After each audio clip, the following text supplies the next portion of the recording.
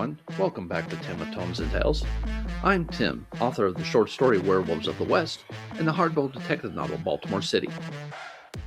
Today on the channel, I'm reviewing Burnt Offerings, the 7th novel in the Anita Blake Vampire Hunter series by Laurell K. Hamilton. Fire Department Captain Pete McKinnon meets up with animator and police consultant Anita Blake. Someone is setting fires in St. Louis, but it might not be your average arsonist to blame. The captain worries that a pyrokinetic firebug could be lurking around, and based on a recommendation from her colleagues on the police department's spook squad, McKinnon asks Anita for help. And a possible firebug is not the only danger to arrive in the city. 2 members of the Vampire Council, along with a number of their flunkies, have come to the city, perhaps to punish Anita's boyfriend for a very taboo transgression. Can Anita and her allies protect the city's residents, both human and monster, from these threats?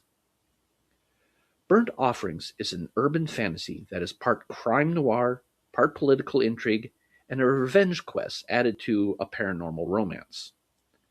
None of the plot points were bad in my opinion, yet I did struggle at times with this book.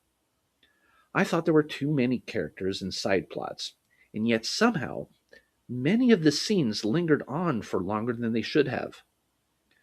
The story took a while to really get going, and the characters felt purposely restrained by the author for much of it. It gave me that same feeling when I get when I'm geared up for a sporting event, only to have a sudden rain delay minutes before the first pitch or kickoff.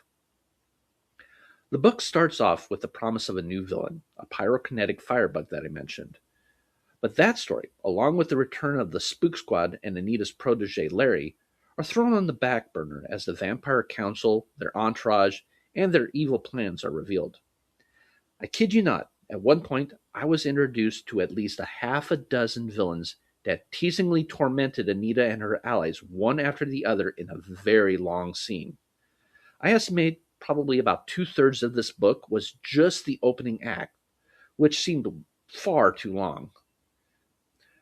Burnt Offerings does feature some spicy scenes and other triggering elements.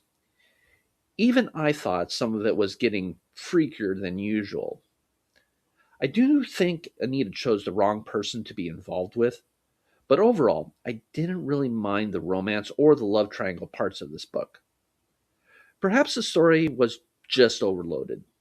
There were enough plot points here that the author could have squeezed 2 or maybe even 3 books out of them, like one focused on the firebug and another on the Vampire Council. Lastly, and this is kind of ironic for me to say considering how sultry it was, the ending felt anticlimactic to me.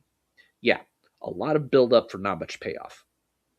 So in the end, while the series might not fully return to the crime noir style that I loved in The Laughing Corpse, I think I will continue on with it for a while.